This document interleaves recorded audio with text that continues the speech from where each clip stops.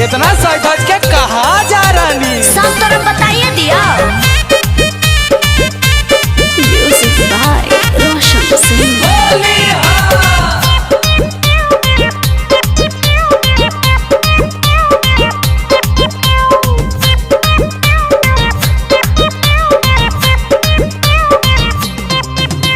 घर से नहीं बाहर निकल है अकेले के छौड़ी होलिया में। तोर बाप के राज है की? देखते फाटा उठा के ले जाई तो के छौड़ी कोलिया में। के कर दिन भारी हो गले। घर से नहीं बाहर निकल है अकेले के छौड़ी होलिया में। हाँ देखते फाटा उठा के ले जाई तो के छौड़ी कोलिया में। चल चल जो ने कादो माटी से लेटाई दे। हाँ। कादो माटी से लेटाई दे तो चोलिया बाभन टोलिया में। कादो माटी से लेटाई दे तो चोलिया बाभन टोलिया में। कादो माटी से लेटाई दे तो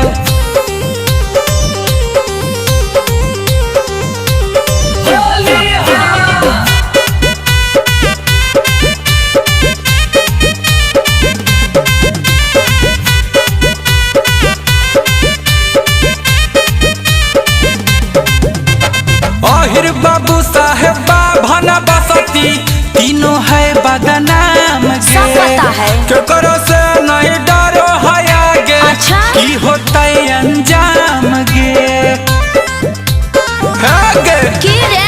अहिर बाबू साहेब बाभना बसती हाँ। तीनों है बदनाम गे। तो की करिए? केकरो से नहीं डरो है आगे। की होता है अंजाम गे। हाँ रे चाहे कतो कर्मी माना ये जान। हाँ। चलता नहीं कोनो बहाना ये जान। अच्छा। चाहे कतो कर्मी माना ये जान। चलता नहीं कोनो बहाना ये जान। सब डाल देता रंग तोरे चोलिया में। हाँ? चोलिया में हर चोलिया में। कादो माटी से लेटाई देता। कादो माटी से लेटाई देता चोलिया यादव टोलिया में। कादो माटी से लेटाई देता चोलिया यादव टोलिया में। कादो माटी से लेटाई देता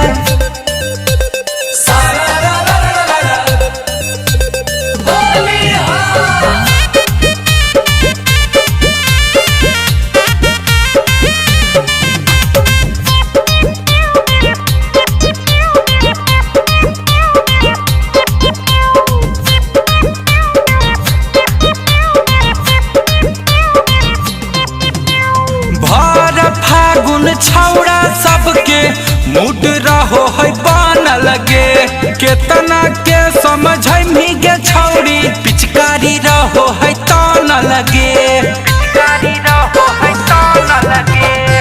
भर फागुन छौड़ा सबके मूड रहो है बन लगे। केतना के समझ के छौड़ी पिचकारी रहो है तान लगे। तो छोड़ा सब की करते रे? छोड़ा सब छूतोगे पारा पारी। हाँ। डाले खातिर करतो मारा मारी। हाँ। छोड़ा सब छूतोगे पारा पारी। अच्छा? डाले खातिर करतो मारा मारी। गुंजना मन फंसाई तो मिठ बोलिया में। बोलिया में कादो माटी से लेटाई देतो। कादो माटी से लेटाई देतो चोलिया बाभन टोली